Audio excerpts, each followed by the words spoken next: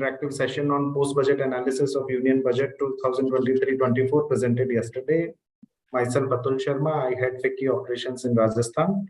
And we have a very rich and eminent panel of speakers during this session. And we will get a very meaningful insight into the budget announcements, and maybe, as we were discussing, some finer prints which might have been missed, and plan our activities accordingly. So without taking much of your time, I would request Mr. Randhir Vikram Singh, who is chairman of FICCI Rajasthan State Council and CMD of Mandava Hotels, for his welcome remarks. Just a brief introduction. Mr. Randhir Vikram Singh is a key architect of the heritage hotel and heritage tourism movement in India. And in fact, he has put Mandava and Shekhawati region on the world tourism map and was among the first to convert his family-owned castle dating back to 1755 into a heritage tourism property in 1979. And he is one of the founder members of Indian Heritage Hotels Association, and right now is also the president of the Indian Heritage Hotels Association, and he's also the chair of FICCI Rajasthan State Council. There was some interesting announcements about the tourism also in the budget yesterday. So over to you, sir. Thank you, Atul. You really put me on a pedestal. Anyway, good afternoon to everybody. I'd like to extend a warm welcome at today's virtual session on analysis of the Union Budget 2023-24. In our opinion, the Finance Minister has presented a forward-looking and growth-oriented budget that strengthens the drivers of long-term development. It builds on last year's budget and scores high on consistency, capex-led growth, energizing many of the focus sectors, and continues to focus on simplifying the taxation policy. The much higher allocation of capital expenditure will have a multiplier effect on the economy and help in sustaining higher pace of growth. Higher investments in core sectors will lead to a greater demand across industries, push up capacity utilization rates, and consequently private capex, create more jobs, and through higher incomes reinforce greater consumption and demand. This is virtuous of growth we need. And the budget has clearly delivered on preparing the economy for the same. The announcements made yesterday further strengthen the fundamental pillars and ensures resilience, inclusivity, and sustainability. The government is committed to ensuring manufacturing competitiveness, reducing touch points, and supporting livelihoods across sectors. The emphasis on green growth in the Union Budget across sectors such as green energy, green farming, green buildings, green equipment is aligned with India's commitment towards NDC targets. The priority capital investment allocation to energy transition, the target of 5 MMT annual production of green hydrogen by 2030, and the notification of green credit program are important moves to forge ahead on the path of sustainable growth. The support contained in the budget for the MSME sector is welcome. The revamped credit guarantee scheme of MSMEs will benefit from an infusion of rupees 9,000 crores, enabling credit flow of rupees 2 lakh crores with 1% lower cost. In addition, the move from an accrual-based payment system to a cash-based one has been a long-term standing demand from FICCI and will ensure MSMEs don't suffer as a result of delayed payments. I'm sure that today's session will provide a meaningful insight on the intricacies of the budget and help us prepare ourselves to be partners in progress. Thank you. Thank you, Chairman, for that crisp overview of the session and the budget. And moving forward with our session and presentations on tax announcements and their implications, our next speaker is Mr. Maulik Doshi, and he is Deputy Managing Director, Global Transfer Pricing and International Tax, Nexdigm SKP India. And a brief introduction: with over 2 decades of experience and in-depth tax knowledge, Malik heads global transfer pricing, international tax, and tax sales at Nexdigm. He ensures high-quality service delivery for overall tax practices. He has experience across information technology, financial institutions, automotive, consumer products, pharmaceuticals, and manufacturing. He assists multinational clients on various matters, including inward investment, cross-border investment structuring, contract structuring, taxation of digital transaction, BEPS advisory, global mergers and acquisitions, and restructuring transactions, permanent establishment, and expatriate tax.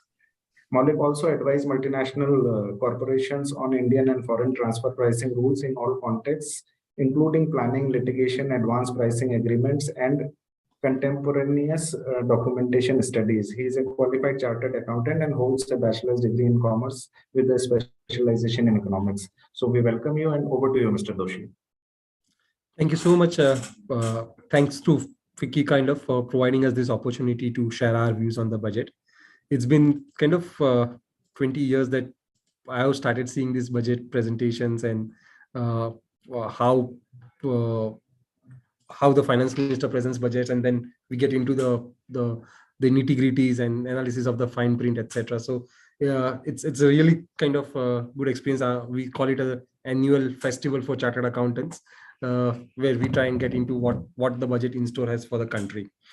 So what we are going to do over the next 20 minutes is talk about some of the direct tax proposals. But before that, at a very high level, some of the things that came out from an overall economic, or some of the key highlights of the budget.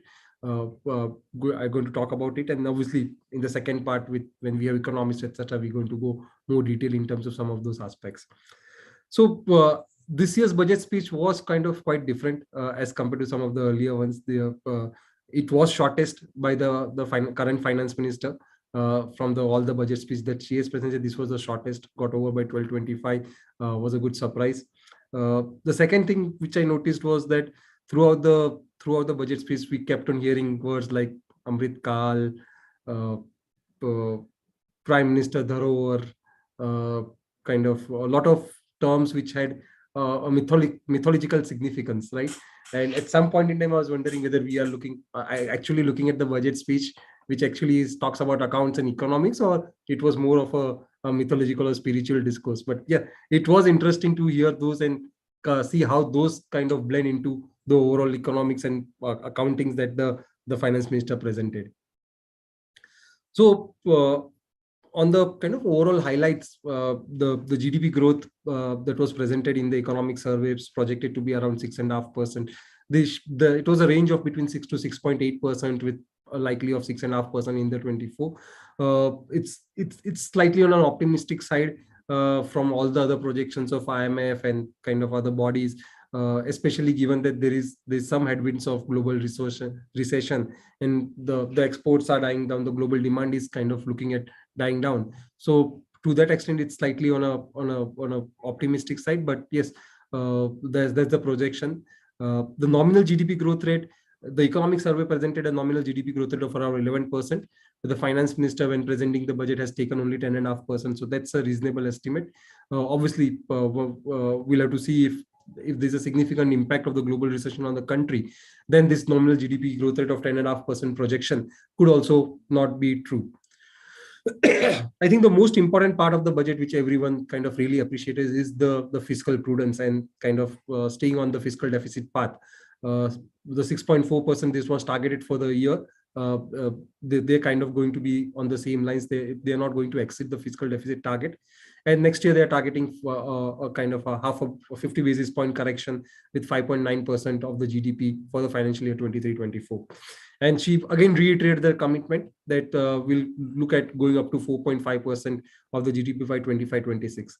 Now, what this has done over the last few years, especially since 2019, when the GDP numbers were getting presented by the current government, a lot of items that were earlier off-balance sheet items, right, are now started getting transparently disclosed in the budget statements. And therefore, that has left a lot more credibility with the numbers that are getting presented by the finance minister. So we at some point in time, we were down to 3.5 or 3.8% fiscal deficit. prior to 2019 and obviously prior to pandemic and everything. But that had a lot of off-balance sheet items, and there was no kind of certainty, or there was no confidence in those numbers. But now there's a lot of transparency in terms of number disclosure, and therefore this target of 4.5%, which the finance minister is putting for 25-26, everyone believes they could be in a position to achieve this, unless again something really goes wrong.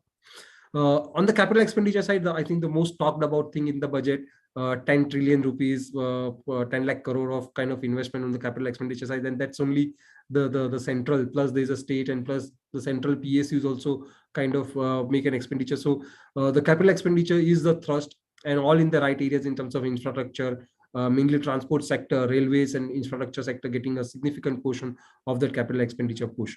I think the capital expenditure push of around this 3.3 or 4.5%, if you count the state's capital expenditure, also 4.5% of the GDP is a really kind of significant move.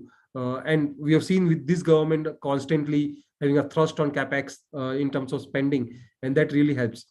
The question is whether do we have, because we are increasing by almost 37-40% capital expenditure over the last year, and do we have the capacity to absorb this kind of, are there enough projects? I think the finance minister answered yesterday in a press conference that there are enough number of projects both on the railway side as well as the infra side to absorb this kind of a capex. So they are looking at real spending this number over the next course of next year. Coming more specifically on the direct tax side and kind of on the some of the announcements made by the finance minister, again a deviation from the past. For direct tax was one of the last talked about items in the presentation on the budget speech. Generally, part B, she starts with the direct tax, but this time she started with indirect tax, and direct tax was left for the last. So everyone knew that this being the election year budget, this is the last budget of the current government, last full-fledged budget of the current government, and next year national elections. So there has to be something for salaried class, something for the middle class, from the general public as a large, and therefore they announced a lot of changes on the personal tax rate side, but with a rider. Couple of years back, I think the government had announced a new tax regime where they wanted to incentivize people to move away from all the deductions, investments in ATC, ATD, donations, ATG, HRA, and all of those things. So move away from all of the deductions, adopt a simple regime, and based on the simple regime, the tax rates were relaxed a little bit as compared to the earlier tax rates. So the government is that you opt for a new regime, you opt for a lower tax rate, but forget all about deductions, etc. Move to this scheme. Now, this wasn't very successful because the new regime was not so kind of lucrative, and therefore, with all the deductions that people used to do, the old regime still continued, and I think majority of people did not opt for the new regime, and therefore they wanted to make it one more push in terms of seeing how this would pan out. So again, they have moved to the new regime with some of the changes on the slabs. So they have kind of restructured the slabs from 7 slabs, they now moved down to 6 slabs, and kind of enhance the slab limits. So from instead of 2.5 lakhs, the basic exemption limit is 3 lakhs. And the top 30% bracket, which was 10 lakhs, is now 15 lakhs, where above 15 lakhs, the top 30% rate kicks in. They also introduced standard deduction of 50,000 in the new tax regime. And they also kind of provided that the surcharge, which was applicable to super rich for income above 5 crores, the surcharge was 39%. Now they've capped, so the surcharge was 37%. Now they capped the surcharge to 25%. So the effective tax rate for super rich people above 5 crores was 42.73. That has come down to 39%, a good 3.75% reduction in this thing. But all of this is with the rider. All of this is possible only in the new tax regime. So they have also provided a rebate of 7 lakhs, but you opt for a new tax regime. So up to 7 lakhs, no one pays any taxes if you are falling under the bracket below 7 lakhs or up to 7 lakhs. So all of these changes are there for people opting for new tax regime. And to make things easier for you, they've said that the new tax regime is available to you as default. So now you don't have to think for applying new tax regime. Unless you want to go back to the old, you then have to make the changes in your tax return. You have to file a declaration or something like that to kind of opt for new things. By default, when you prepare your tax return, the new tax regime and the calculations will be as per the new tax regime. Whether this makes any kind of benefits or not, that's the big question being asked.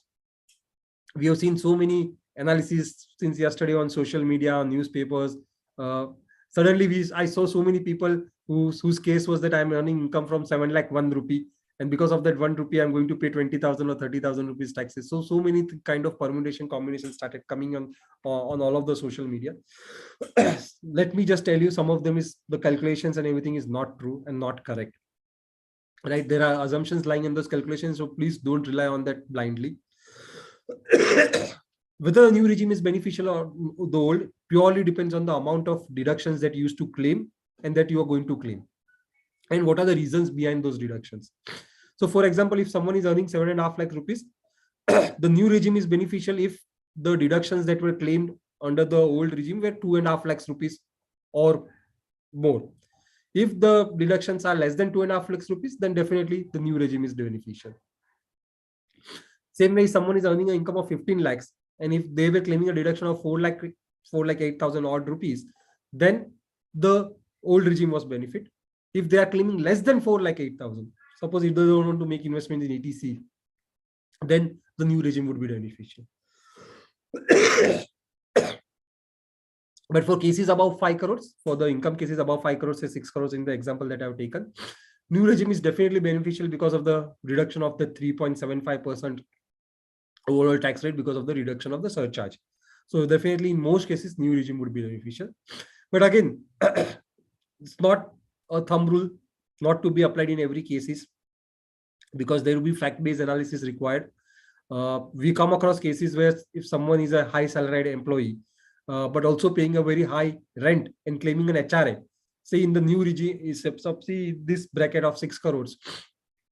If your HRA is 50 lakhs or 60 lakhs, then possibly the old regime would still be beneficial than the new regime. So in essence, the idea of this slide was to kind of tell you that it has to be on a case-to-case basis. It can't be a general rule that is applicable. One shoe fits all policy will not work over here, and everyone has to do their own analysis and select which regime is more beneficial. A couple of other things that they have made changes on the especially that would going to affect the HNIs, etc., is that any amount received on maturity or surrender of an insurance, life insurance policy or an endowment policy, which is not a unit linked plan, where it was a high premium paying policy, so where the premium was more than 5 lakhs per year, an aggregate of all premiums paid together for all salaries, all policies put together, then the receipt would not be tax exempt, would be now taxable in your hands as and when you receive the funds from the policy. So they've kind of protected the past policies and past investments done through this methodology. So all policies applicable which are kind of issued after 1st of April 2023, this provision would apply.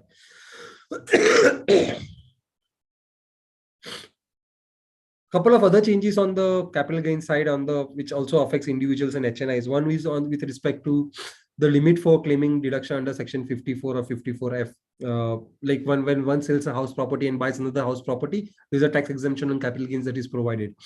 This now is being capped to 10 crores to kind of ensure that it's not really get misused by ultra net and HNIs, ultra HNIs.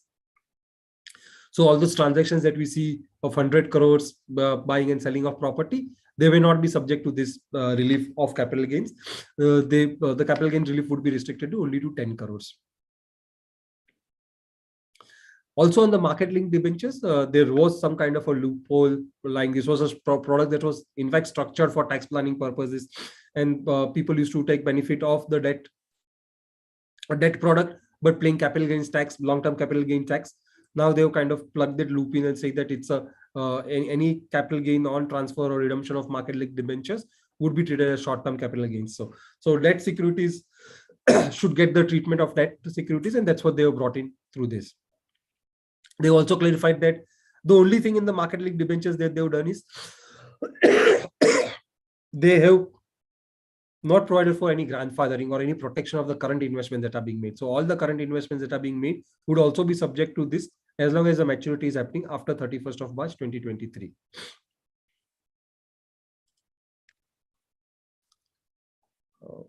The other thing kind of they have provided is on the electronic gold. They said that conversion of gold to electronic gold receipts or vice versa would not be subject to capital gains. That conversion process is not a transfer and would not be subject to capital gains. On the corporate tax side, nothing much, no changes in the corporate tax rates, no new news on that side. There was a 15% concessional tax rate for new manufacturing companies introduced in 2019. The same benefit is now passed on to cooperative societies.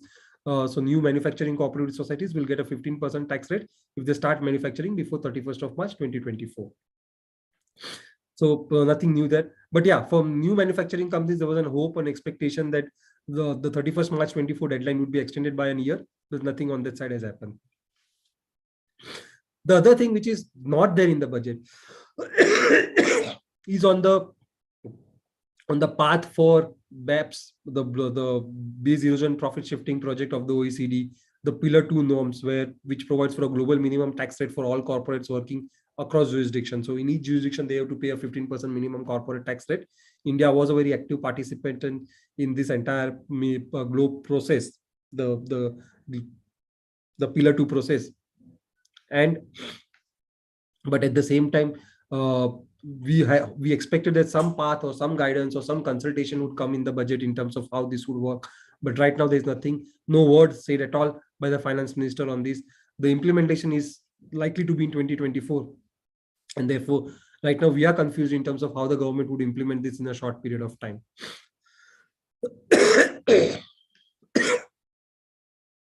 Some small tinkering on the TDS rates, withholding taxes. 10% TDS has been now interest on listed debentures. Earlier, there was an exemption that was provided. That exemption is now removed.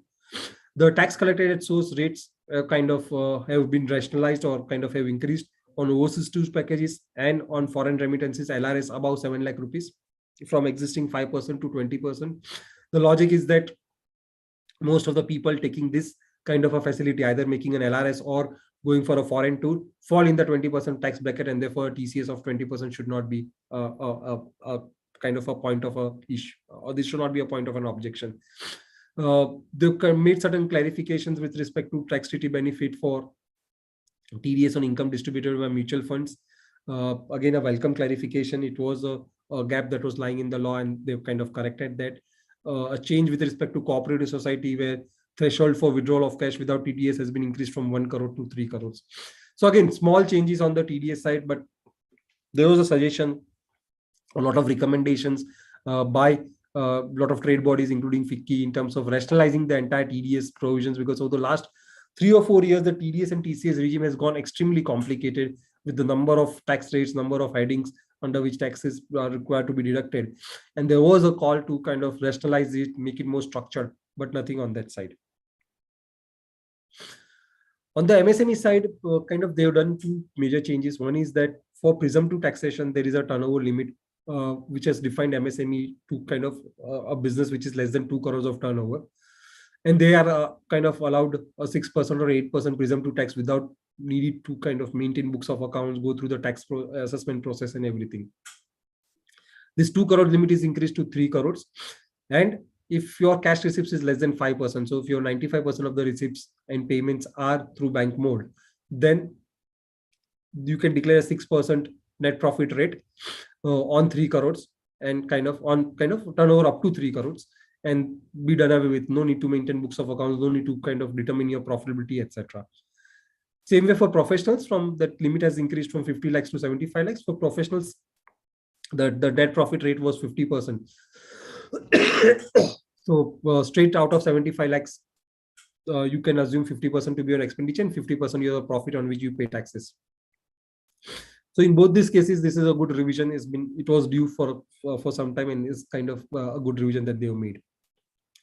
The other change that they have made is that deduction on payment to MSME is allowed only on the payment basis. So there's section 43B of the Income Tax Act, which prescribes that there are certain payments which are allowed only on payment basis, generally statutory payments, employee dues, etc.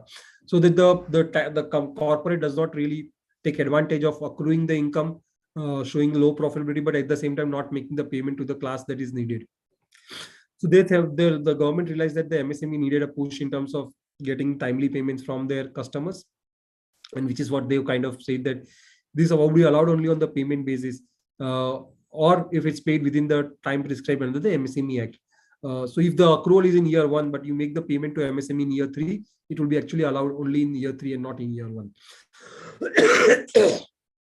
I don't know how much it will help MSME. I'm still confused with this provision, whether it's a beneficial provision for MSME or not.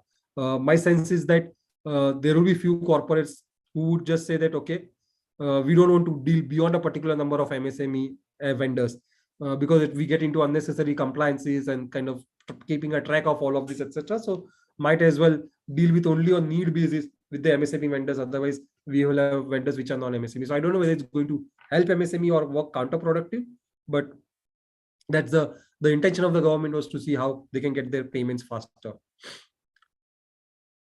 Some other amendments, again, not major tinkering. The startup condition has been, for startup, the date of incorporation has been extended by 1 year. So earlier you could be recognized as a startup if you were incorporated before 31st March 2023.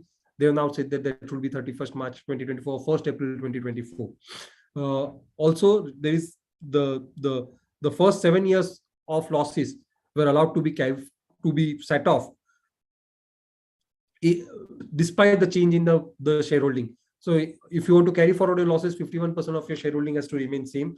That condition was relaxed for startups, saying that even if there is a dilution of the shareholding of the promoter, the first 7 years of losses can be set off. Now they've extended that first 7 years to first 10 years. On the SEZ side, they have put in an additional condition for claiming the exemption. They mentioned that the tax return needs to be filed within the due date for you to claim exemption of 10AA, and the export proceeds have to be realized within 6 months or any further time allowed by the RBI. On the last part, I'm not very clear again, because SEZ Act generally overrides all other acts, including the Income Tax Act.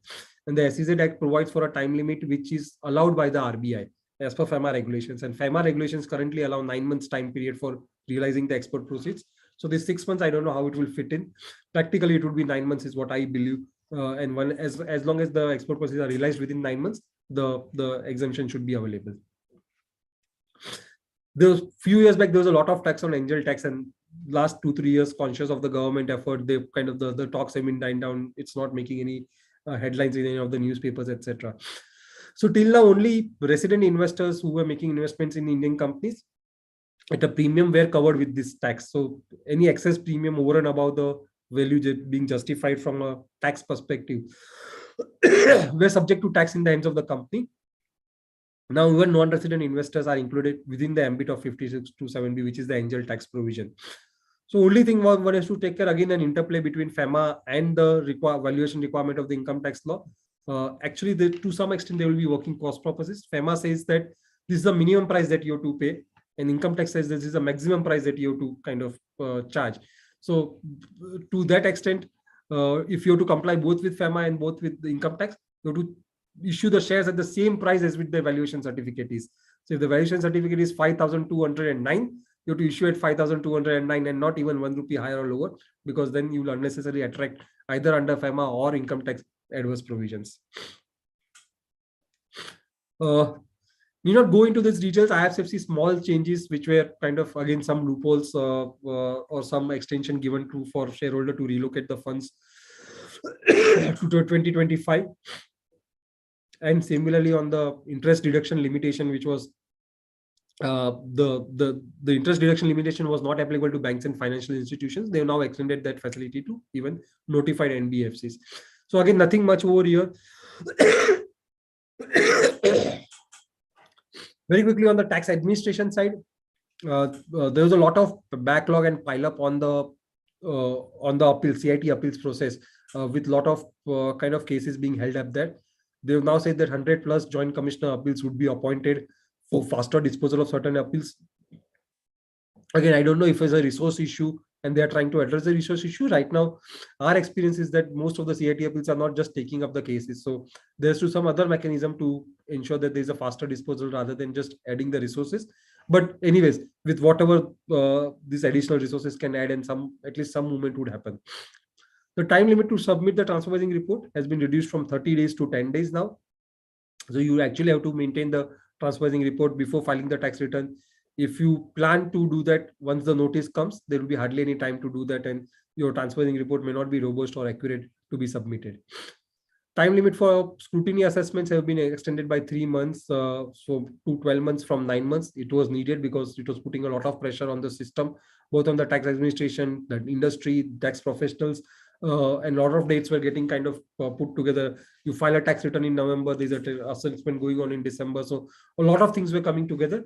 So this 3 months extension, which will apply from AY 22-23 onwards, which will take the time limit for passing the assessment from December 23 to March 24, would be a welcome change. And the last and the most welcome change on the TDS side is that the TDS credit claim can be made for the income which is disclosed in the earlier year. So what used to happen is that, and this used to happen with people who or businesses that deal with especially PSUs or other companies, I as a income recipient would accrue the income in the year one as an on the accrual basis. But the PSUs or some of the other companies follow a different method of accounting, or they follow cash basis. They will deduct the taxes only when they make the payment to me, maybe in the year 2 or year 3 sometimes. And therefore, there's always a time lag in terms of, okay, I already accrued the income, but the TDS is lying in some other year, and I don't get a credit for those taxes.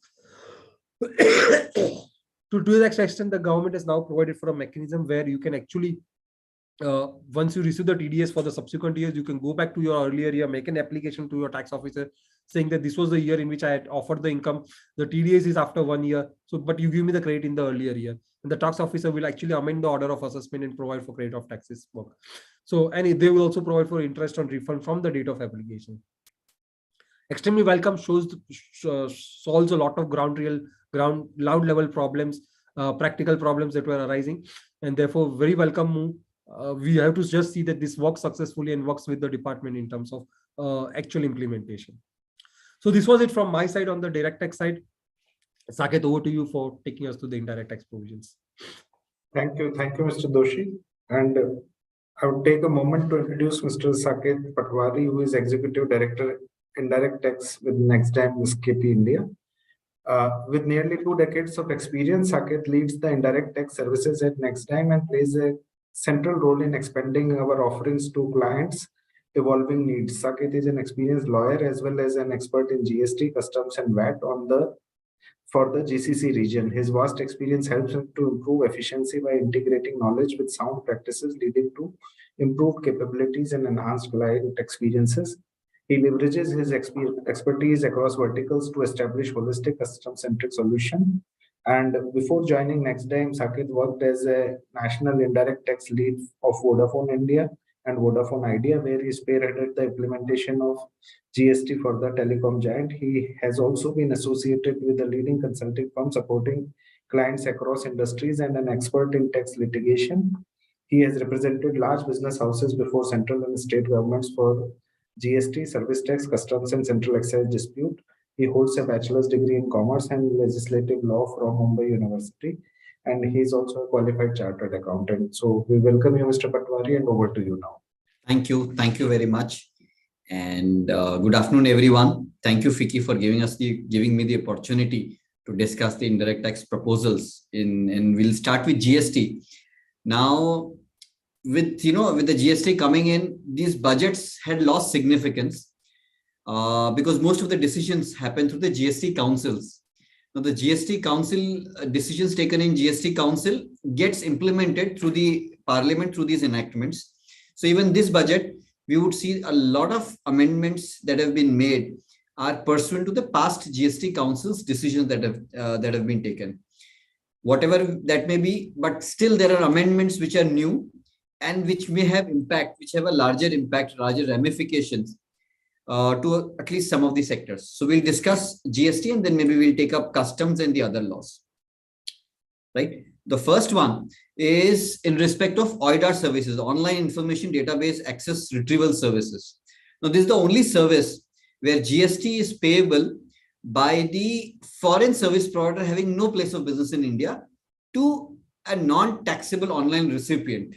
That's the, these are the two terms which are very critical and relevant for this. Hitherto, what used to happen is the condition, there were two conditions for anyone to get qualified under OIDAR. The conditions were the services has to be essentially automated and involving minimal human intervention. This is similar to what we have electronically supplied services in the EU, VAT. So it's almost at parity with that. However, these two restrictions or these two bars, which has to be crossed for us to be qualified to be liable or for us to come to the scope of these services, have now been deleted, have now been removed, resulting in that the scope is widely increased, which means anyone who's even, because currently if it crosses a threshold of human intervention, then you are out of it. A lot of companies where, for example, let me give you an example, a foreign service provider providing a coaching service, online coaching services, which is live lectures. They would have probably got out of OIDAR. But now because of this reason, because of this elimination, they will now be liable to tax. So which means the scope of foreign service providers have enhanced. They've also made amendment in the non-resident online recipient to say this: any unregistered recipient would be liable to OIDAR services. So if a service provider to any unregistered recipient, then it will be liable. Another restriction that was there in the non-resident online recipient definition was if these services were provided in relation to business, commerce, or profession, then it was out of OIDAR. Okay, even if it was an unregistered, it was out of OIDAR. But here, if these services are in respect of, so this restriction is completely eliminated. So therefore, even if it is business, commerce, or profession, it still would be within the definition. It will attract GST. So scope and coverage of this definition is extremely widened. So this is one major impact that is there in the GST amendment, the proposal in the GST amendment, increasing the scope. Mind you, it is important to mention here that here the credit is not allowed in these services, which means it's a foreign service provider, right? So he doesn't have any presence in India. The credit, any input tax credit that he may want to take, maybe for some consultant in India for filings, etc., those credits will be disallowed. So that's one impact. The other one is in respect of e-commerce operators, penalties for e-commerce operators. These penalties there are enhanced scope of penalty. This is a onus that has now been given to e-commerce operator. That any e-commerce operator who allows any unregistered person to provide services, now allows unregistered person who cannot provide service through an e-commerce operator. So there are restrictions that an unregistered person cannot provide services through an e-com operator, while the GST Council are including the unregistered person also to be allowed to provide services through an e-com operator. The obligation that is casted on e-commerce operator now is, if someone does this, if someone is supposed to take registration and doesn't take registration and still supplies through an e-commerce operator, then a penalty would be imposed on the e-commerce operator, which is higher of 10,000 rupees or equivalent to the tax amount. Now that is very, very onerous, and allows the other clauses allows interstate supply. And suppose these unregistered are not allowed to do an interstate supply. Now suppose someone does it, an interstate supply, then also a penalty would be imposed on e-com operator. Now mind you, this does not absolve the unregistered person, is obviously a defaulter, and therefore a penalty, etc., or whatever is needed in law will be undertaken against him. At the same time, it will also be the e-com operator who will be liable to a penalty of 10,000 rupees or equivalent to the tax amount.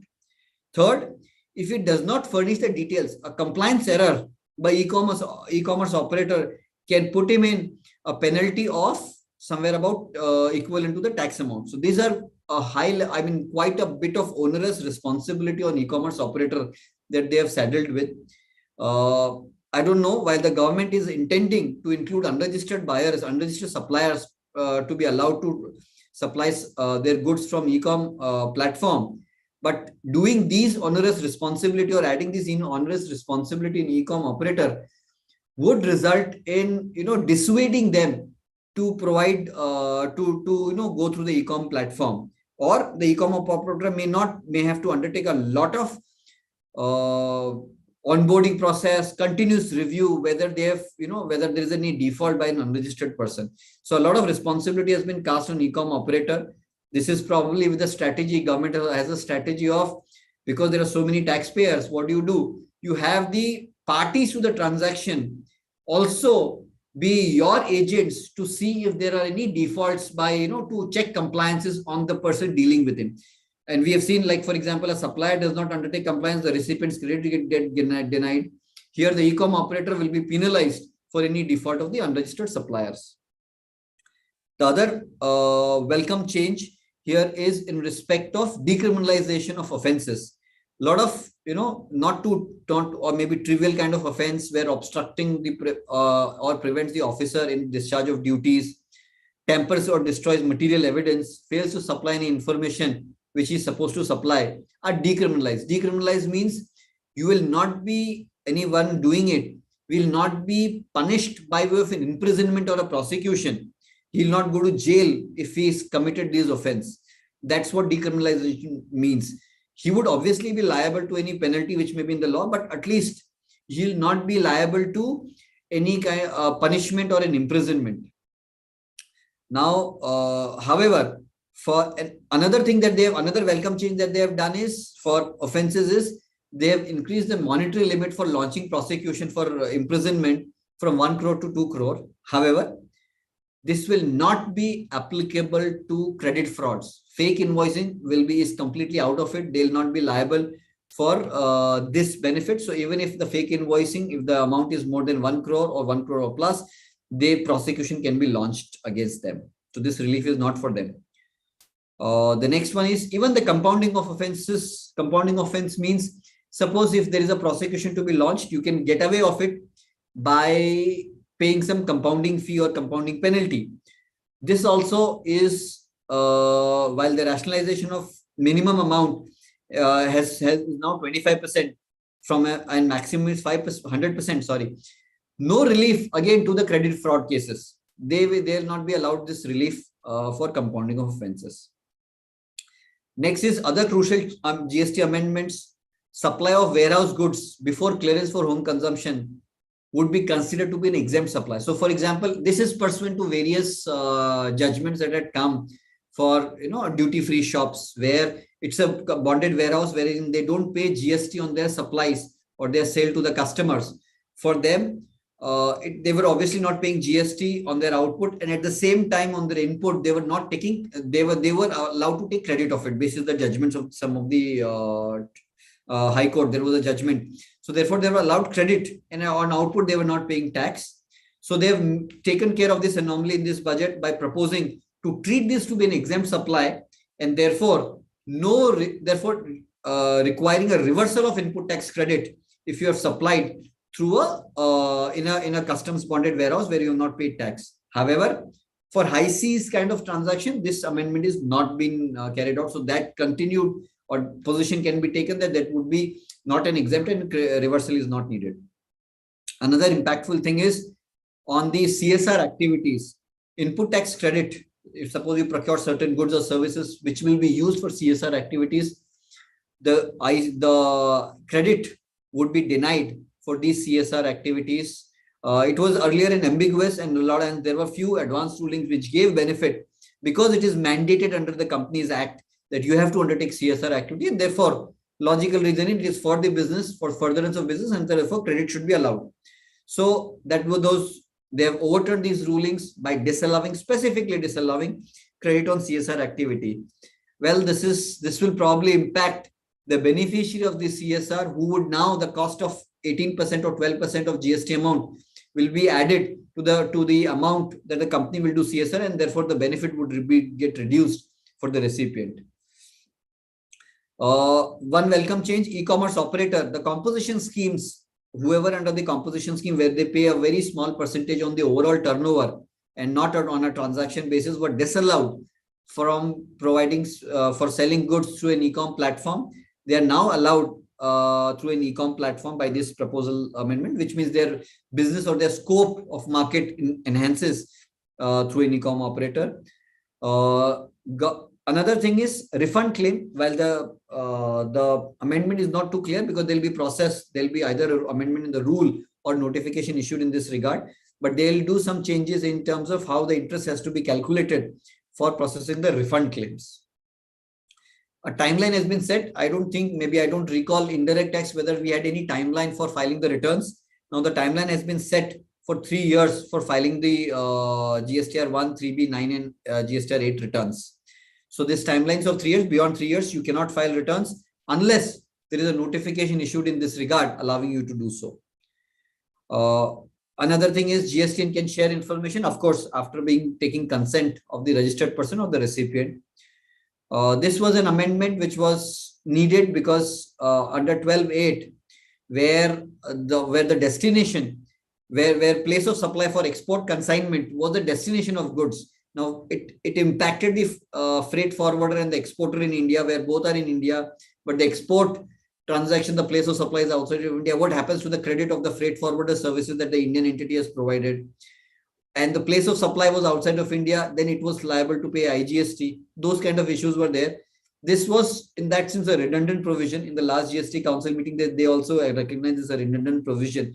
So they've deleted it from the IGST law, which means if the exporter is registered, then the place of exporter will become the place of supply. If he is not registered, then from where the goods are given for transportation would be the place of supply. This was a retrospective amendment in 2019. They realized that some things which are in the bonded warehouse or in the high seas were not a supply because they have not crossed the customs frontier, and that should not be treated as a supply. They made an amendment in 2019. However, there was always a question what happens for the past period, because the amendment was not retrospectively done. So the past period, the issues were raised and the litigation was going on. Fortunately, after maybe 3 years, they've made this amendment making a retrospective change in this provision. The next is on the customs proposals.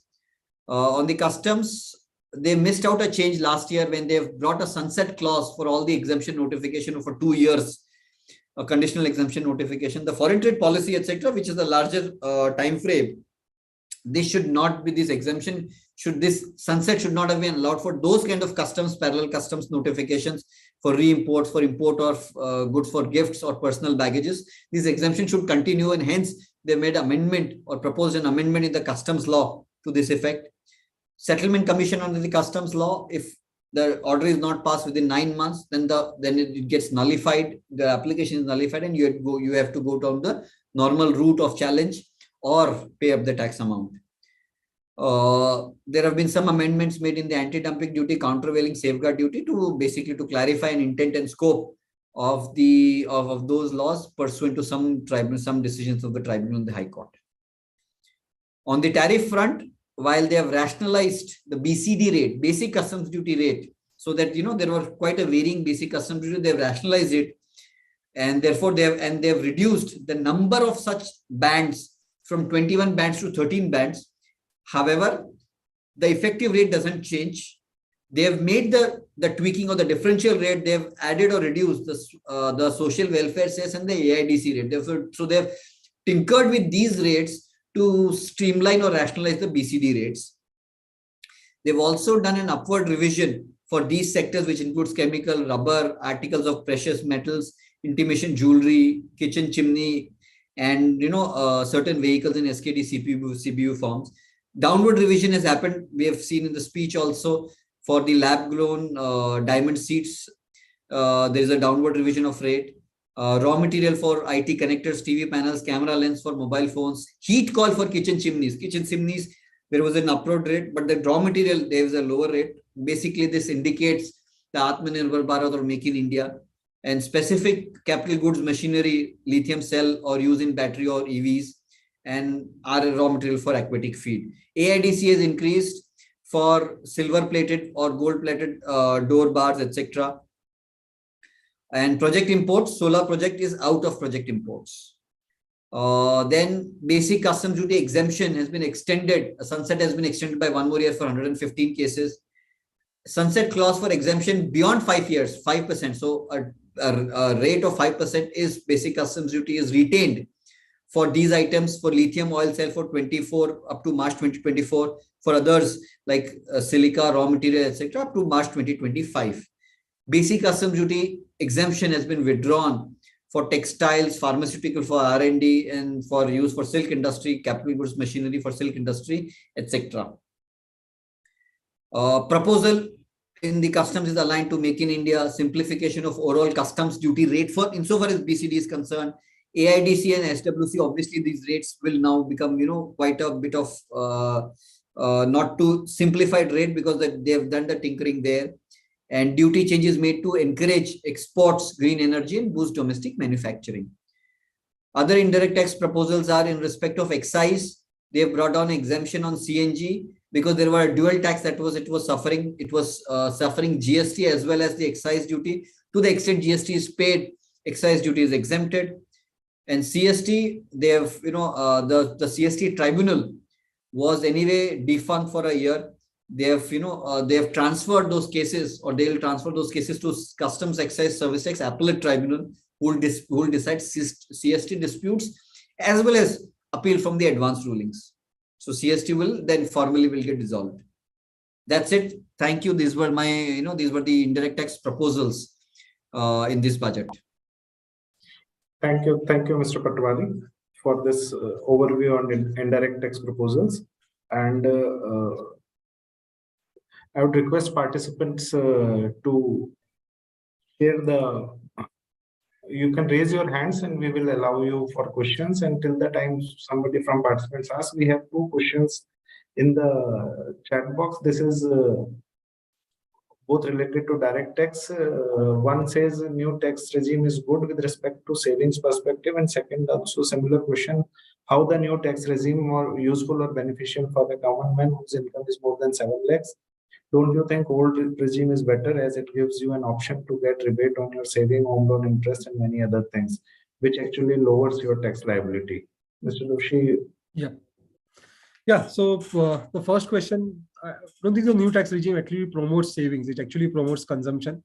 We were just talking before the start of the webinar. It actually promotes consumption and not savings because you don't get any savings links deduction. On the second question, whether the new tax regime is better or old tax regime, it purely depends on your investment objective. Like I was talking to so many friends, they say that no matter what, first week of April, I'll deposit my check in my PPF account because I get 7.5 or 8% tax-free interest rate and the most safe investment that I can think of, right? So if your investment objective is anyways otherwise investment and you're not doing compulsory investment because of tax incentives, then definitely the old tax regime would be beneficial. The break-even point is either 2,50,000, 2,75,000 if you're in a bracket below 15 lakhs, or 4 lakhs if you're in the bracket above 15 lakhs. So it purely depends on in terms of your investment objective. The investment objective is you don't have to make compulsory investments for availing the tax exemption. You can go in the new regime, save the money that you're going to make in investments for your consumption or for any other needs that you have. So I hope I kind of able to answer that. Thank you. I would once again request the participants that either you can put it in the chat box or you can raise your hand. We can unmute you and allow you to ask your question. And sir, we have received few questions with the registration also, though they are typically related to some sector. So what will be the impact of the budget on the ferroalloy industry? I don't know, it's pretty specific. Maybe Atulji, some of this budget, the sector impact can be taken up in the subsequent panel discussion with some of the economists and other people there. They will be able to throw more light on that. Similar question is being asked for the professionals and consultancy services also. So what would be the impact on them? So professionals and consultants, their business is growing because of the number of compliances the government keeps on introducing. So the government keeps us busy always. Right, but otherwise there is nothing specific except for the small and medium-sized professional firm. The turnover limit is increased from 50 to 75 lakhs to recognize as a small and medium-sized professional firm. But otherwise, there's one more question which has come from Mr. Sachin Gole. He says, in case payment to MSME during the year, will there be any impact on direct tax, that is disallowance? No, if it's made during the year, even if it's delayed beyond 45 days, but made during the year, it will be allowed as a payment. So that makes it clear. And again, there is one more question. Please put some light on efforts for mangroves and ecotourism. What sort of announcement this is? No clue on that. And there is one more question. Private sector capital investment is not picking up since last 3-4 days. What is there in this budget to revive private sector capital investment? And in your view, is this likely to pick up shortly? So again, nothing specific that the budget addresses to pick up private capital investments. We were again discussing before the webinar that the 15% investment, 15% concessional tax rate for new manufacturing companies, where the due date is 31st March 2024 for starting the manufacturing activity. People were hoping that it would be extended by a year to kind of provide fillip and ask more companies to get into manufacturing. That is not done. So again, nothing in the budget or on the tax side that is kind of addressing this, except something can come through the production link incentive schemes, PLI schemes, and other things. There is one more. Can I choose the applicable tax regime in each financial year, or there is path of no return if new tax regime is chosen? If your income is not from business and profession, then you can choose your tax regime each financial year. As of now, obviously, I don't know the intention of the government 2 years down the line, but as of now, you can choose on each financial year basis. But if your income is from business and profession, you can choose one, and you are allowed one change during your lifetime. So if you choose new right now, you can go back to the old, but that's it. Then you are not allowed anything further. If you're choosing old, you can come to new, and that's the change. So only one time change allowed, and then there is nothing further that can be allowed if it's only from business and profession.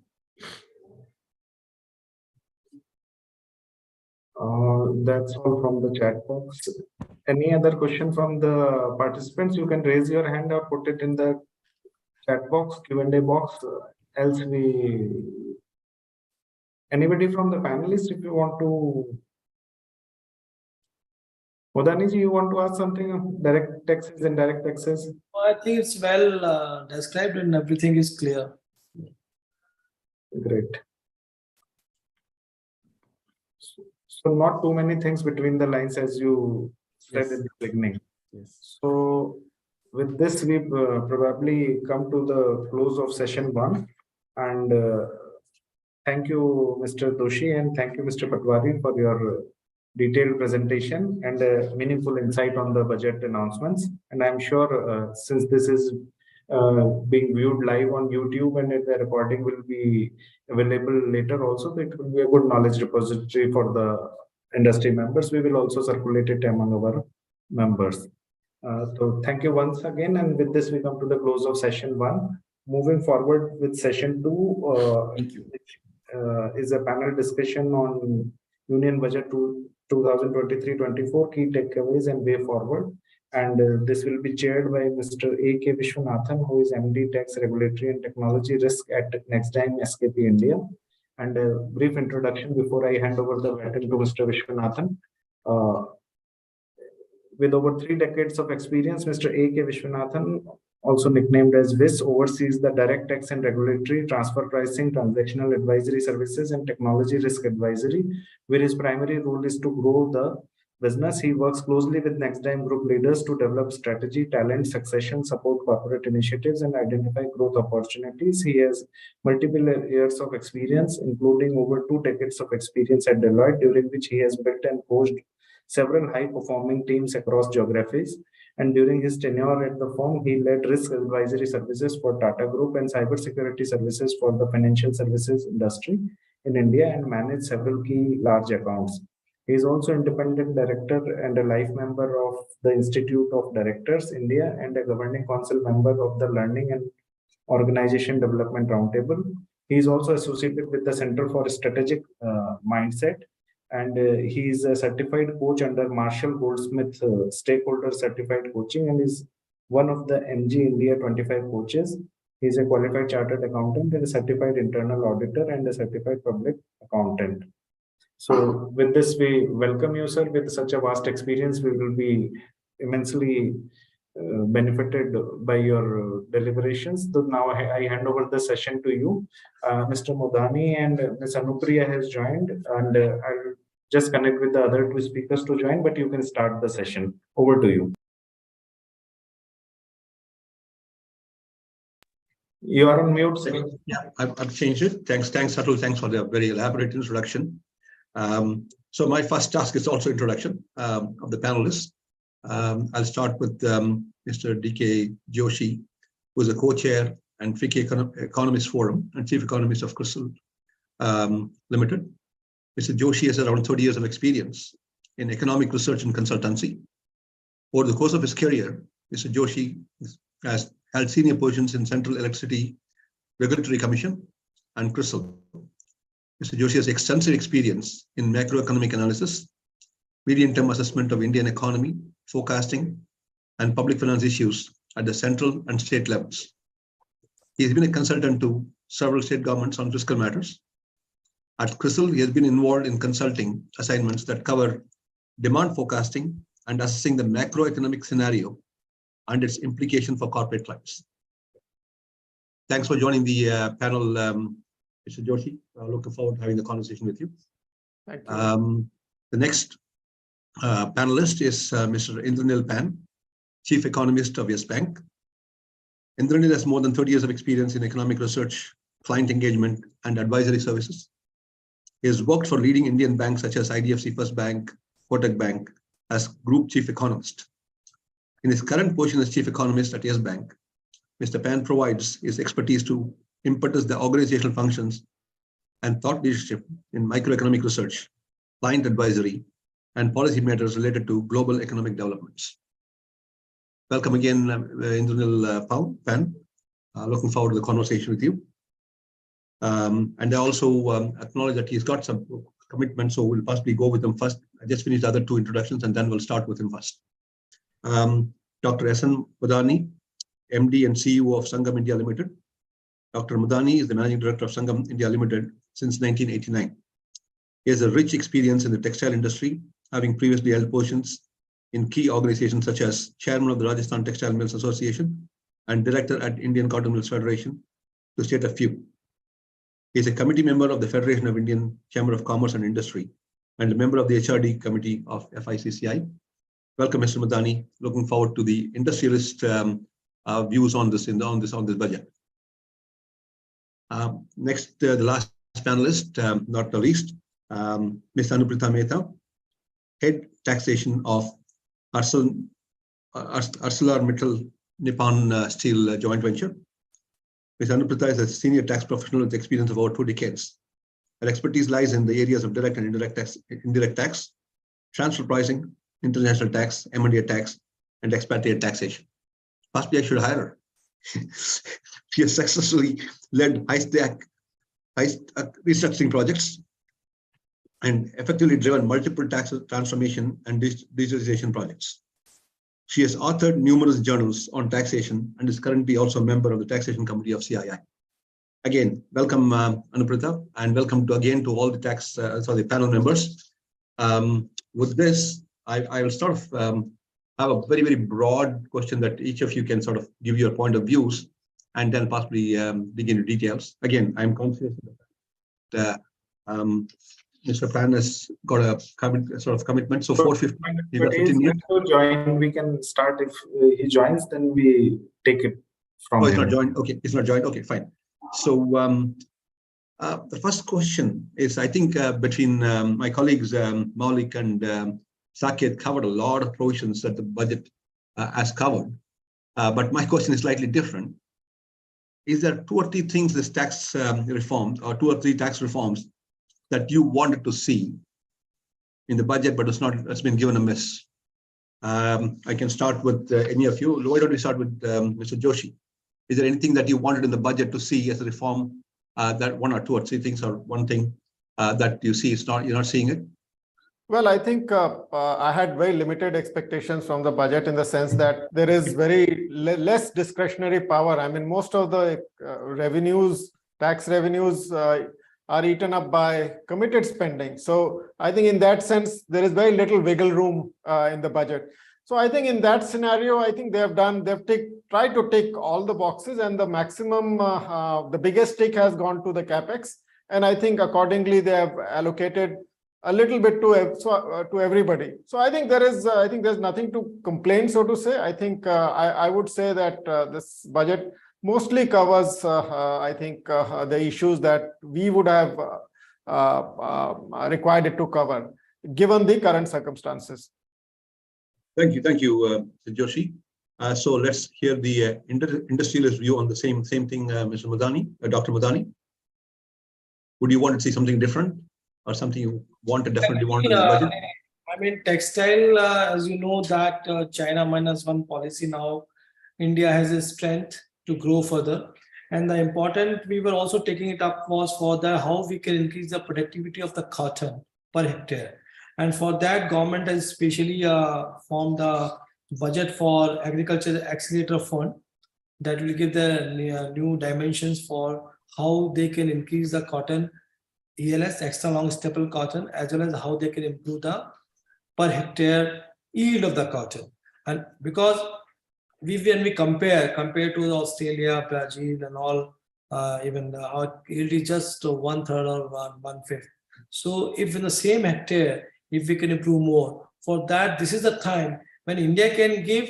Now we are second largest, but we can become even the same hectare, if we can triple our yield, but that will take its own time. But this is the right step to increase the cotton production. Later, it will help in the spinning, weaving, processing, of course, garmenting. So India, I think from textile perspective, nothing as much has come, because PLI already announced, and PM Mitra Textile Park also already on its way for implementation. So we were expecting that nothing much will happen in textiles. But as they have increased the outlay in defense and all, so for that, we will also have some scope to give high altitude clothing, bulletproof jackets, and smart clothing, etc. to the soldiers and all. So I think by and large, then the budget is good, and we have to have the consumption-based economy already we are there, and production we have to increase. So textile industry, of course, it is having some hiccups in last 6 months due to the high cotton prices and all. But I think by and large, next year, things will improve and India will grow, because after agriculture, textile is the biggest employer of the people.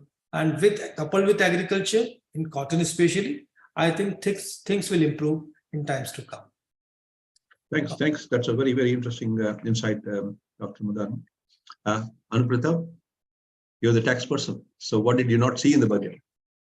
Yes, so we were hoping that the government would extend the sunset clause for a beneficial withholding tax rate on foreign loans. So currently under Section 194 LC or under Section 194 LD, where LC specifically for foreign loans, there is a concessional withholding tax rate of 5%.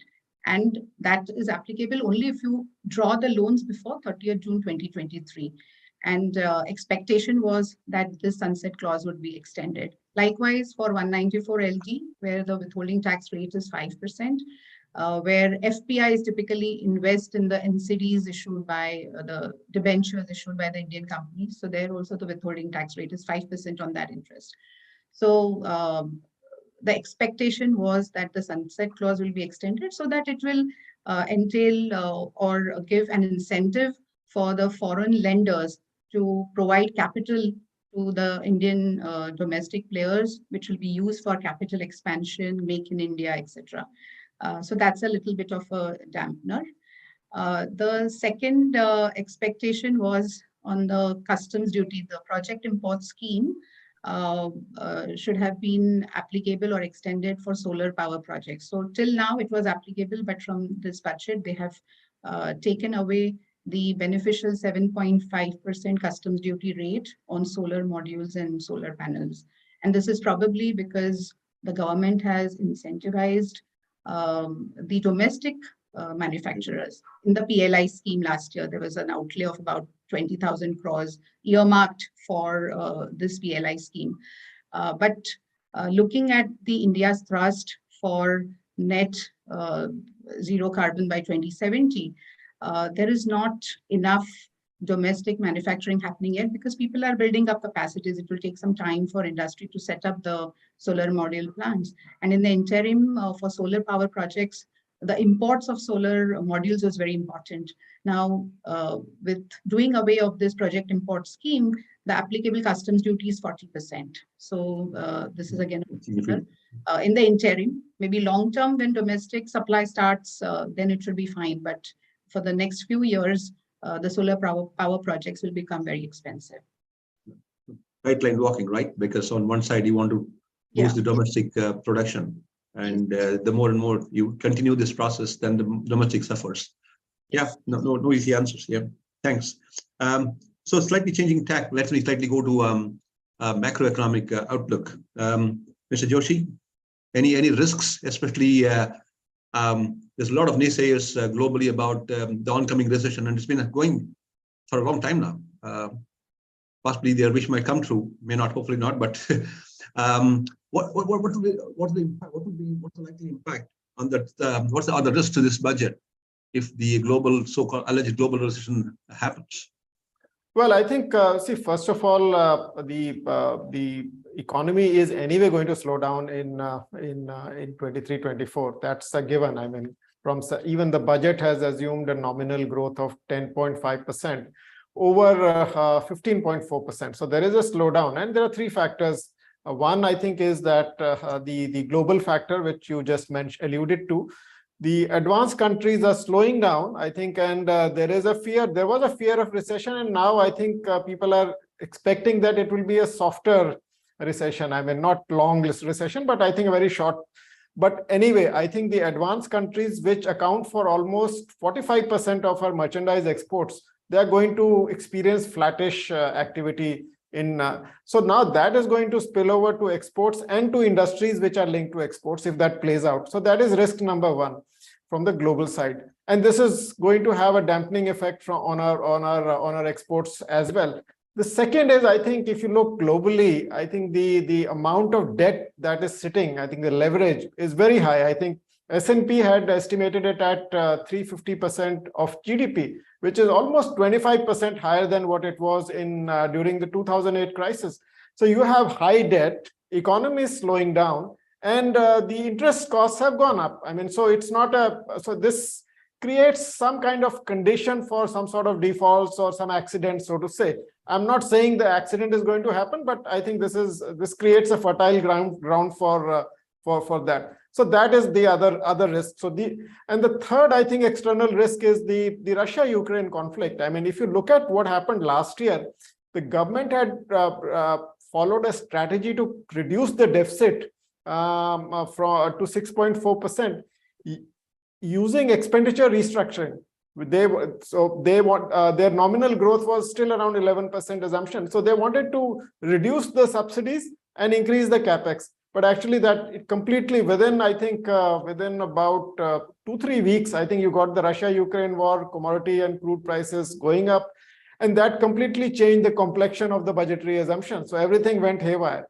But the subsidy bill was much more than what was expected. So they got some leeway from higher inflation leading to higher tax collections, etc. So you managed to balance the budget at 6.4. This time around, I think that option may not be there. Because inflation is also coming down. Now the worry is that in such a scenario, if geopolitics is not favorable and then commodity and crude prices again start rising, then this strategy may not work. So that's another risk that poses to the budget. So you might end up with higher deficit if that plays out. So these are the three global factors. On the domestic side, I mean, RBI has been raising interest rates, and I think the reason behind raising interest rates was to slow the economy so that you can reduce pressure on core inflation. So some impact will be felt in 23-24. And so I think if you take these factors together, I think they point towards the downside risks to the economy and also, I think, to the budget. Now, how it is going to play out is anybody's guess. I think geopolitics is. I think we were surprised last time we could be surprised this time also. So there is some element of uncertainty with respect to the budgetary assumptions and also with respect to how the economy is going to shape up. India remains a growth outlier, that's a given, but you can't avoid the short-term pain of slowdown in advanced countries reflecting on our growth as well. So these are some of this is the broader context in which the budget was made, and these are some of the risks that we face. Thanks. Yeah, Thanks. Mr. Vishnu, Yeah, I saw Mr. Panos join. Yeah. I don't know how much you listened. I introduced you in your absence, sir. No, thank you very much. There was some technical problem. Sorry. Not an issue. So I don't know how much of you heard Mr. Joshi's thing. Any comment? Also, being an economist. No, Any point of view? I actually did hear Mr. Joshi's, Dr. Joshi's comment. I think the budget, as he rightly pointed out, has been positioned in a way that the longer term growth perspectives are cemented. Yes, as he rightly pointed out, there can be short term pains.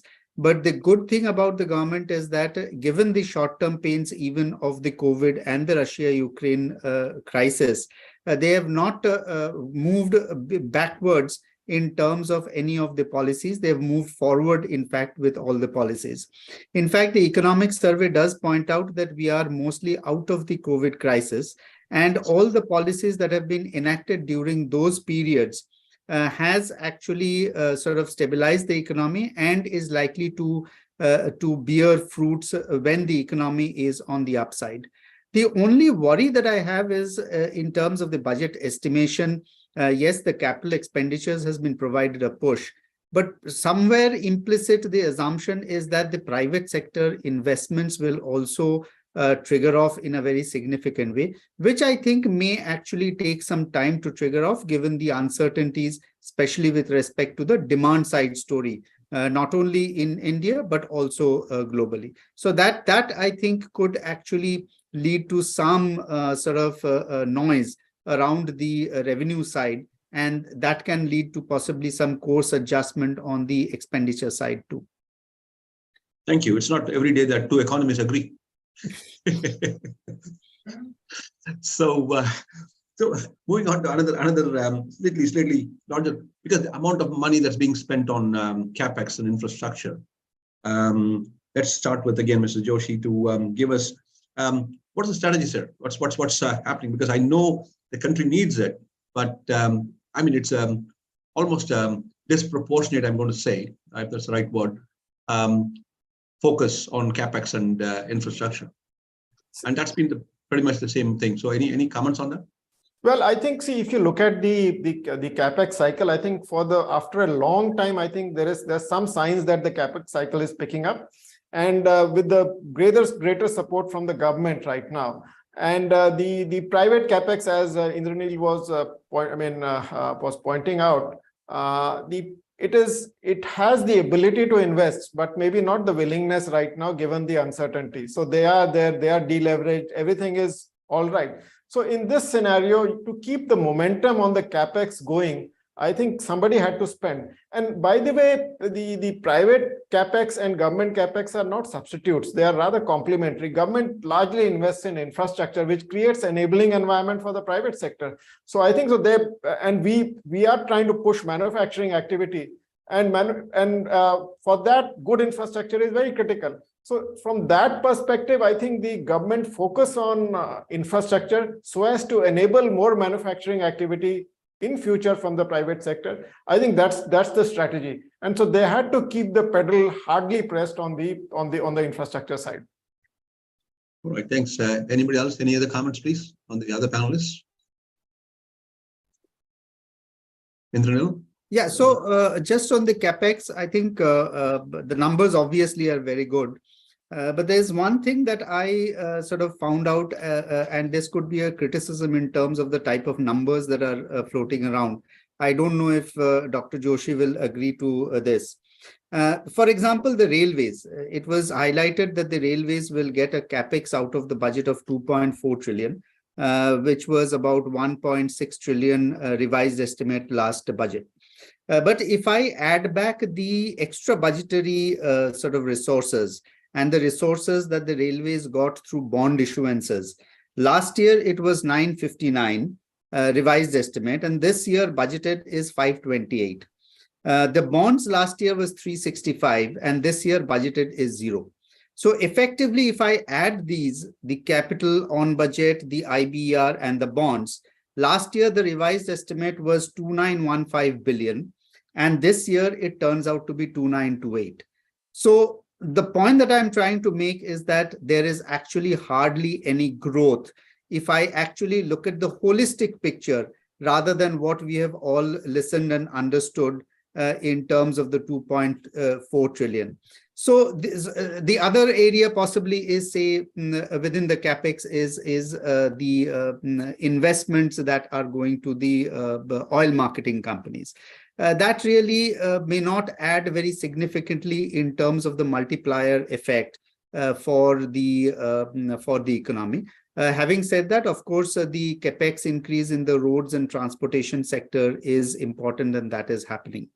On the other side, the other problem in terms of the overall expenditure perspective, not only merely the capex, is some amount of withdrawal from the rural development, agriculture, and even the urban development.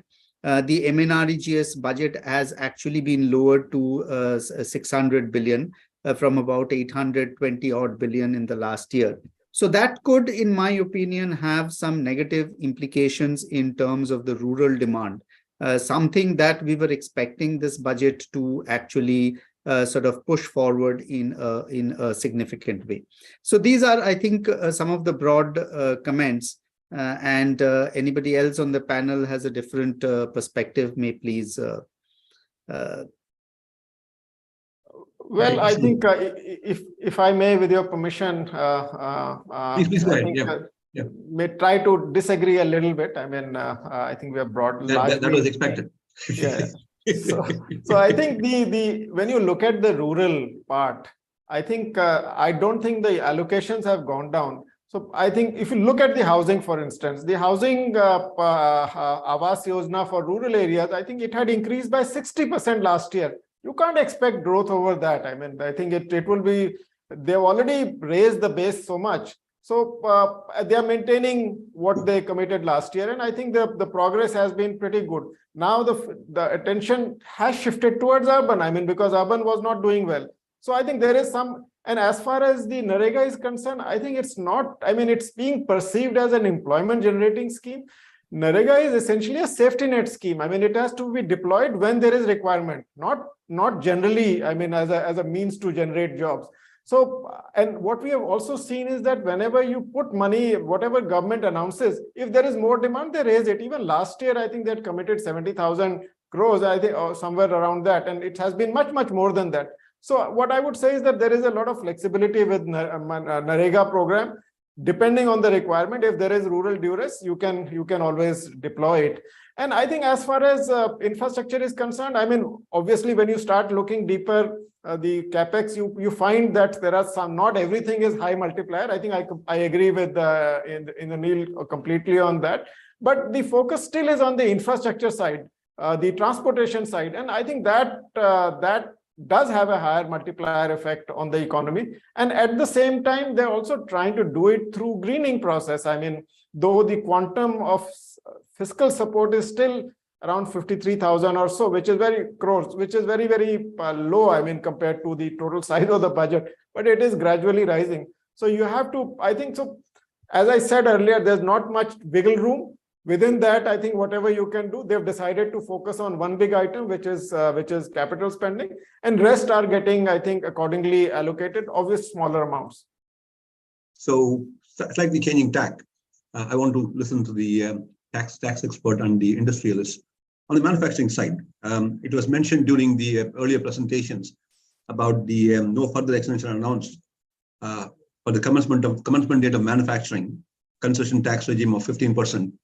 I think that was, people were expecting that. Why don't you tell me what's your views on that?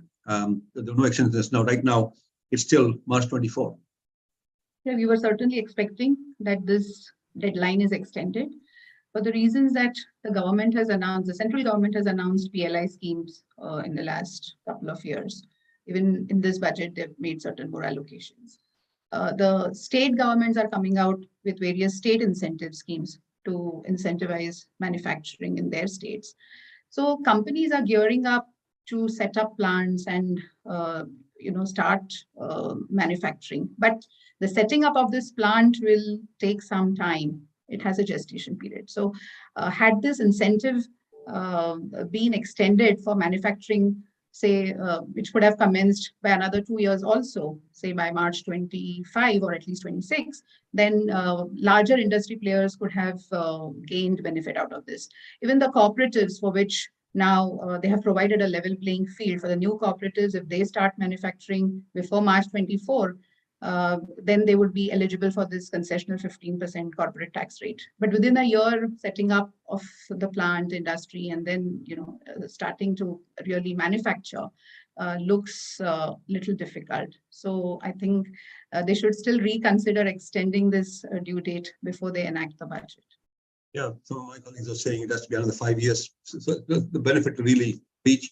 So I like to hear from Dr. Madani. Yeah, actually, we all were expecting this time has to be extended, but I don't think why they are not done so. But rightly said, the state governments are also like giving the policies to attract the investment. So all states. So people are thinking that because rightly said that there is a fear of recession, and because this, and so people are also taking a cautious call because as the interest rate is going up. And everyone who has taken the COVID hit was there. Then 1 year was really good. As far as textile is concerned, I'm talking about.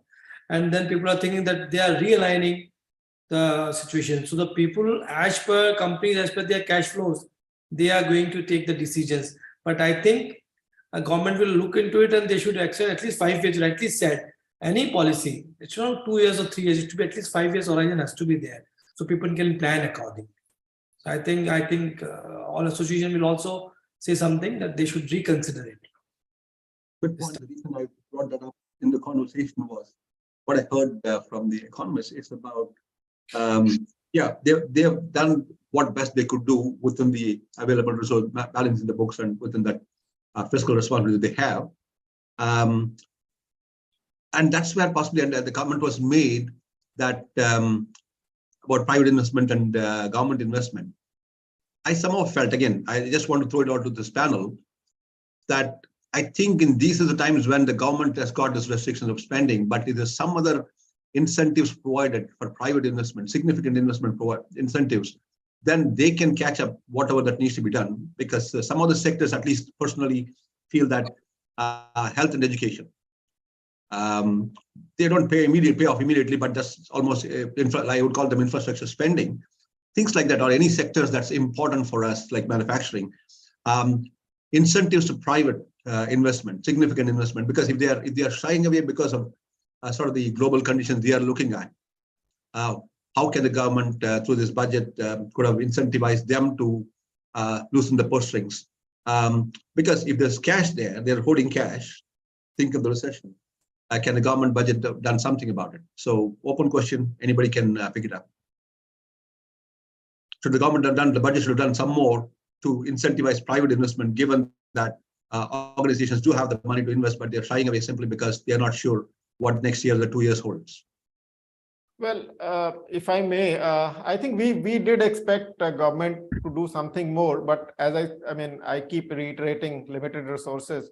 But in this environment, if you want, what PLI has done, I think apart from triggering investments in few segments, it has a fast forwarded investment. Otherwise these investments would have taken place maybe at a later time if the incentives were not there. So I think so from that perspective, I think the incentives did play a role. But I think beyond that, government is also moving in a very calibrated manner. They'll also try to test out whether their infrastructure focus is leading to any crowding in. Is it enough to attract or not? So they are also calibrating their approach. And I do feel that there is need to support more through the PLI kind of schemes. Reason is that you need to develop a whole ecosystem. I mean, even though you are developing, exporting mobiles now, but 90-95% of the components are coming from outside. So you need the whole ecosystem for that. So for that, I think you need more support going ahead, so that I think you have your own supply chain, which is more domestic based, I mean, so to say. So I think that if you want to move towards that, then of course, I think you'll have to incentivize more. Okay. Anybody else on that question? Okay. So the other question, again, coming back to the big spending.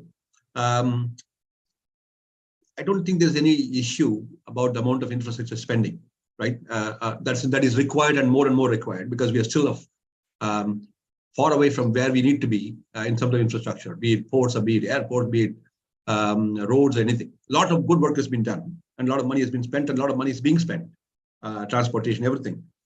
But is it time now that we expect the budget to include measurement of outcomes on large-scale investments? We're seeing a lot of money being poured in. Is there an expectation now? Should we start expecting the government to say, hey, listen, this is what we actually expected to come out, and this is what actually happened. This is what the estimate was in terms of what we wanted to happen, and this is what happened. Just not the number of miles of road and all that, but obviously roads are built for developing the economy. So the employment generation, a whole lot of things.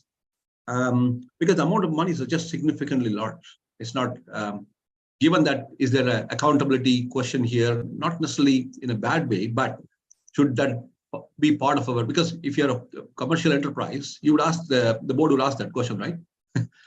Hey, listen, you spent a lot of this money. What did you get out of it? Did you get what you wanted out of it? Is it a budget question at all? Anybody here on the call?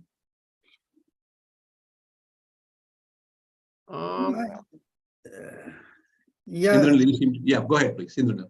Yeah, no, I think implementation always remains a challenge when you are dealing with such large infrastructure projects.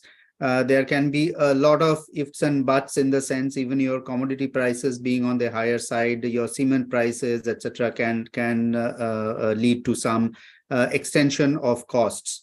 I think the focus, in my opinion, because they are putting out almost a 1 trillion they had put out in the last budget for the states, the 50-year loan. Then they have put out a 1.3 trillion in this year also. But the revised estimate in terms of the state's expenditure or utilization of this line is just about 76%. And if you actually look at the data that is on the ground today, the actual amount that has moved from the centers to the state on this account is even lower. So I think somewhere these states, there has to be a hand-holding with the states, because no doubt the capital spend efficiency at the state level, the multiplier, the peak year of the multiplier is all much better at the state level rather than the central level. The center has limited avenues. It has the roads and it has the railways with itself, but the internal roads and everything, the state highways, is all a baby of the state government. So somewhere, even though the 1.3 trillion has been earmarked and we are putting it within the capital budget, whether at the end of the year there is adequate offtake of that is something which can continue to be an implementation challenge. Okay, anybody else? Okay, moving on to the question on the, so what's the likely medium long-term impact, both for exporters in terms of the exchange rates and the impact on the budget estimates? We all happy, the panel seems to be happy, and I think the number of people saying, hey, this is all, they all got it wrong, is very limited, right? Almost negligible, which means there's a comfort that the budget is good. But do you think that's what the sort of be positive for us in terms of our foreign exchange reserves, in terms of our exchange rates? Is it going to go up? It's going up is bad news for exporters, perhaps. Going down is not good for us also, because of the importers and also the overall cost of our imports. Any comments on that? What's the sense? Indranil, I saw you have to. Okay, he probably dropped off. Okay. Yeah. So he had to leave. He's got a commitment that he can't delay.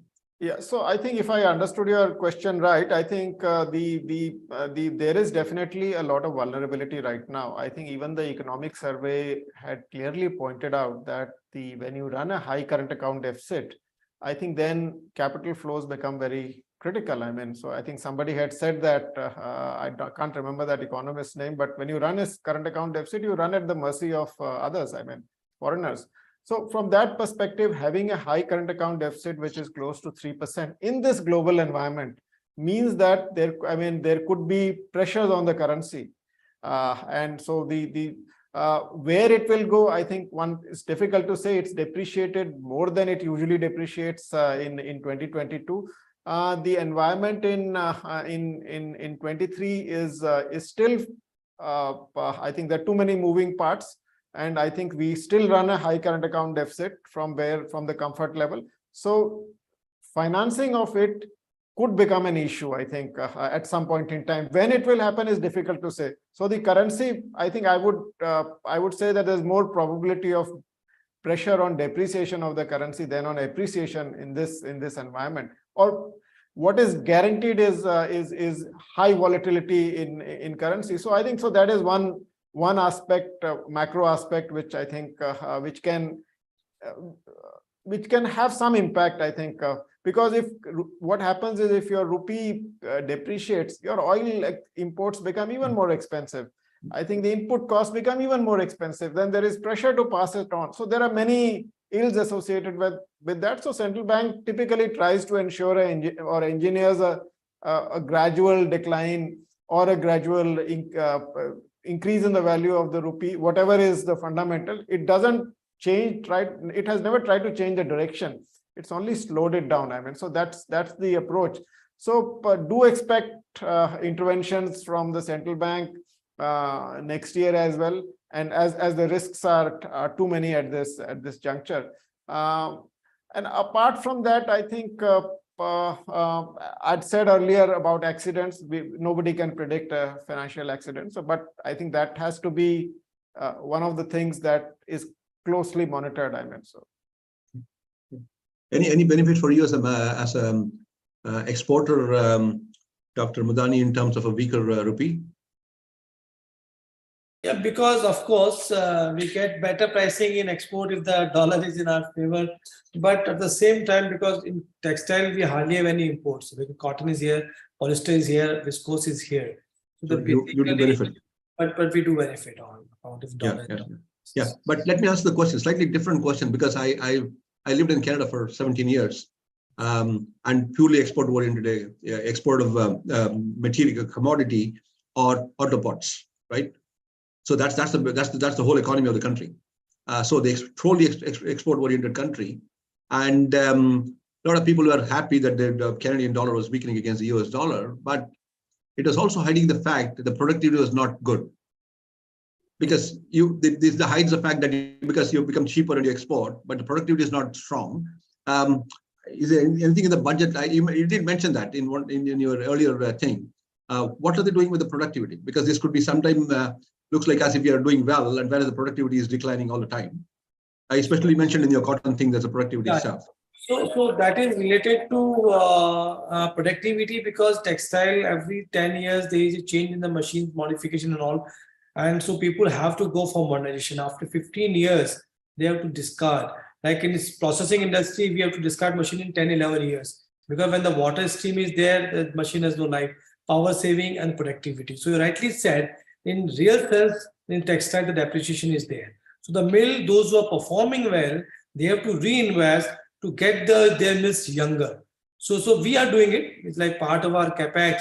We are going for modernization to keep the quality updated, and same time to reduce the cost and power on the wages, etc. So it is a continuous process, sir, and we have to evaluate, and we have to do it. Otherwise, you can't grow. Got it. So this is a question for you, Anuprata. The global minimum corporate rate that we have been almost in the front of it, pushing it hard. But this budget is very silent about it in terms of implementation by 2024. What are the issues you see in this? Yeah. So there had been a lot of discussion and deliberation between OECD countries and even India, which is not a part of OECD, but had actively participated in those discussions, that all the countries should adopt this minimum 15% corporate tax rate. And the mandate, or at least the intention, is that this regime, the Pillar 2, as we call in our tax parlance, should be implemented by 2024. And most of the countries, the EU countries, or even in Asia, Japan, Korea, etc., they have taken measures to build in these guidelines, at least in their draft legislation. So they are debating, deliberating on it. And it seems that they will be ready to implement it by 2024. But India, of course, while we want to abide and implement these guidelines, we have to come up with our own specific rules in the Income Tax Act. Plus, there could be some modifications to the tax treaties also, which India has entered into with various countries. So all of this work has to happen yet. And we were hoping that this budget would give some guidelines on that. Because once the guidelines are published, typically these days, the government calls for consultation with the public, and which is a very good move. But all of these things take time. And then once the guidelines are finalized, the corporates would have to look at their tax structures, tax policies, etc. So there's a lot of preparation work to be done. And if India also has to implement this by 2024, government needs to announce these guidelines very soon. So as of now, we are not prepared. Okay.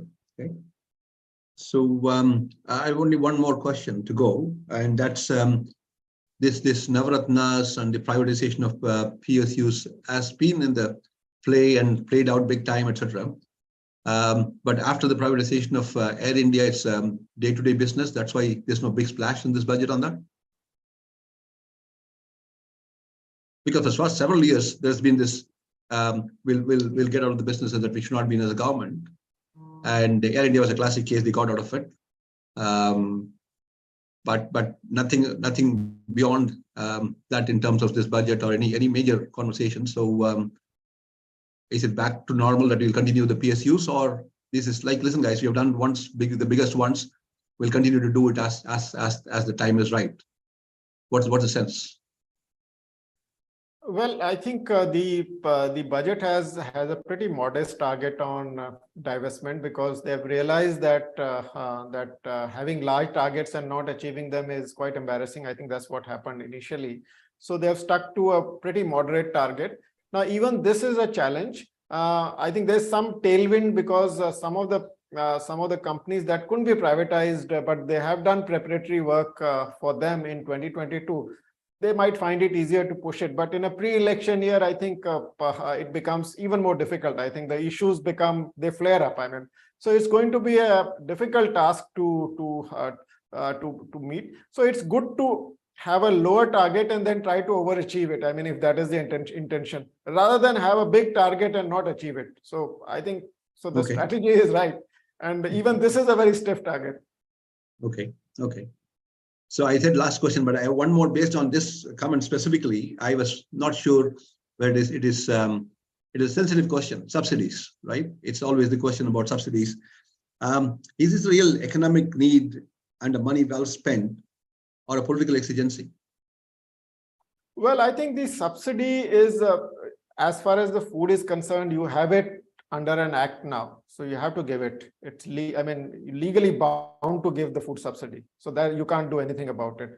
Whereas I think the other subsidies are concerned, there is some politics involved. I think for fertilizers, it's the global prices went up and you had to protect the farmers. So I think you had to absorb large fertilizer subsidy. Similarly, for oil, I think there was some pressure. So I think getting rid of the subsidy regime in an economy where I think there is income disparity is very difficult. So the only thing where government can focus on is to make sure that at least the subsidy dispersal is going to the right people. There is transparency in that, and there's no leakage. I think they have managed to do that. And actually, even if you look at the PM Kisan scheme, last year they actually cleaned it up and they found that many people didn't deserve it. So that size has reduced.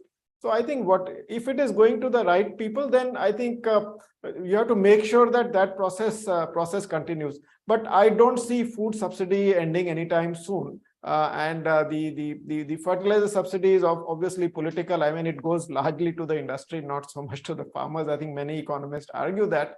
So I would say that I think you have to live with these subsidies. The subsidy bill had bloated last year, which they are trying to bring it down to the normal size. And I think actually government has managed to reduce the overall subsidy as a percentage of GDP quite significantly in the last 5-6 years. Petroleum subsidy used to be so large. And I think it always used to be treated as a below the line item because they would issue bonds and so on to the oil marketing companies. So all that business is now over. So at least the subsidies that you're seeing are clean, transparent subsidies. I mean, so there's nothing hidden under the carpet. Yeah, I understand it. In a way, it's a proper redistribution of income in a way, if you want to call it. Yeah. Anybody else on this particular subject? Or the floor is open for anything else? Anybody has a comment? So why don't you go on to Anuprita? Why don't you start? Any closing comments from your end? I think this is a very good budget overall because it lays down the roadmap for the Amrut Kal, right? And we're looking forward towards the long 25 years in which we want to accomplish a lot of things. India wants to be a 26 trillion economy, or it would be that by 2047. So I think all the Saptarshi priorities that have been laid by the finance minister, they're all gearing up towards that. From a tax perspective, as I mentioned, there were a few things which we were expecting, but they were not implemented. But overall, it's a very good budget. Thanks. Very informative, yeah. Dr. Badani? No, I think it's well covered and we really enriched our knowledge, and it's a good discussion we had. And India being a growing economy always have a chance to perform better in times to come because all the infrastructure is going to be in place. People are more now because the China was giving a stiff competition now because China -1 policy. So India will also gain, and with the skill center they are developing in each state will also give some sort of a skill level and competent level, especially required in the garmenting sector. So probably things are in the right direction, and depends upon the industry as well how they can take advantage of this. Everything. I mean, we have to also perform as per our strength, and we have to capitalize on our strength and we have to remove our weaknesses. So we have to capitalize, and all the resources capitalization coupled with the capabilities will result into the performance. So I think what RCP model will work for every industry, and that things will improve for India as well because the economy has to grow. And it is growing, 6.5% growth. Thank you, sir.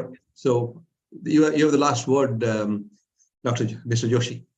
So I think let me close by a little medium-term perspective. So I think in economics, we say there are 3 drivers of growth over the medium run. The first is capital, the second is labor, and the third is efficiency. I mean, if you are becoming efficient, then with the same amount of labor and capital, you end up producing more.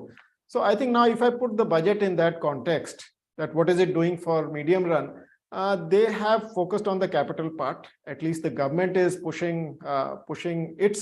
doing its part. States actually do 2/3 of the total government capex in India.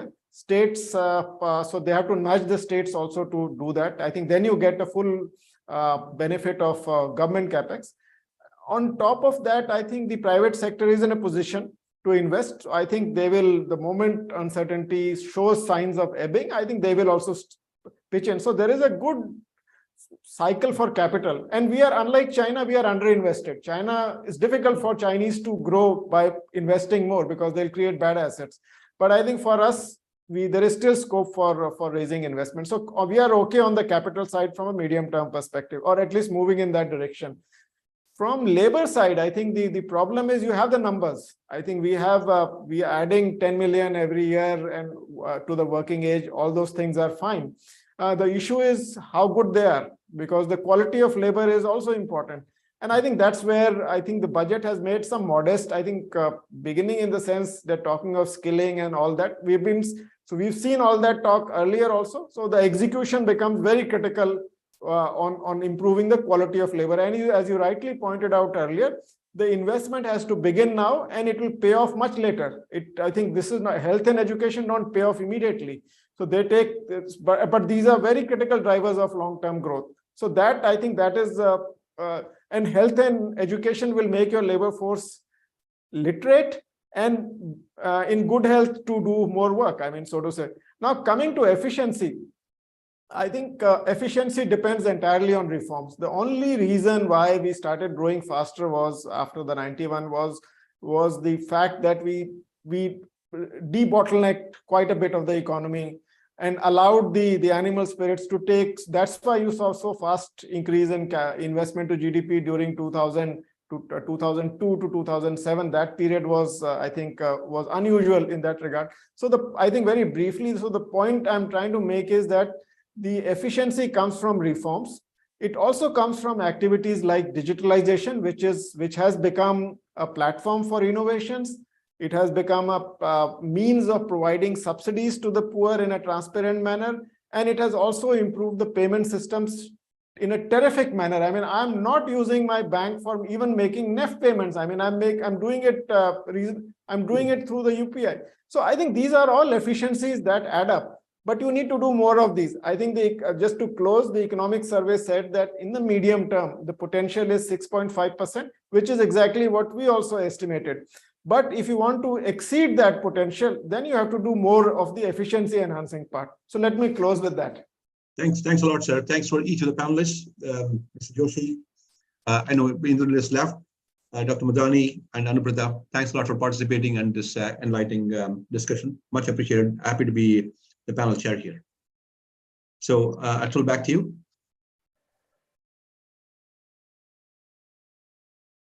Is Atul there? Oh, he's there. Yeah, Atul, you're on mute. Yeah, actually, Atulji's screen got frozen. So on behalf of FICCI, I would like to thank all the participants and all the eminent speakers. They spend a lot of time to enrich the knowledge of the participants. And thank you very much on behalf of FICCI, and thanks a lot, sir. Okay. Thanks everybody then. Thank you so much. Thank you. Thank you. Thank you so much for inviting. Thank you.